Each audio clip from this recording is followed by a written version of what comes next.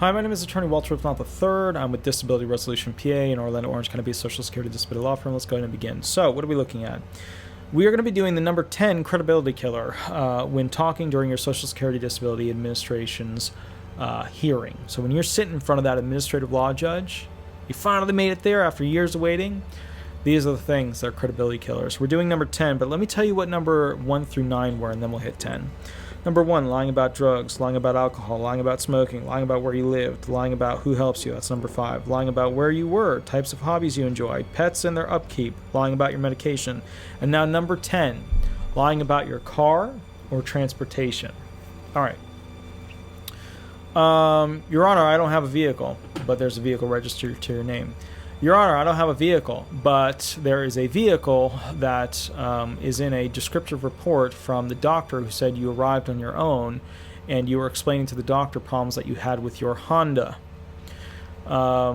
Transportation. Your Honor, I can't follow directions or switch lines on a bus or a train because I can't remember, I can't do it, I just can't remember, I can't focus, yada, yada, yada. Then how did you make it to that social event that's in the record that you got injured at, right? And had to go to the hospital for when it was like 3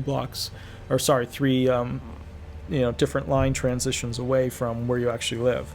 So in that regard, you have to keep in mind, like, this is a situation where basically you have to be smart about what you say about your transportation. Your Honor, I only live in my car. Well, your car is parked in front of a house on Google Maps, at the address that you use as your buddy's address for receiving mail that you're not allowed to be at.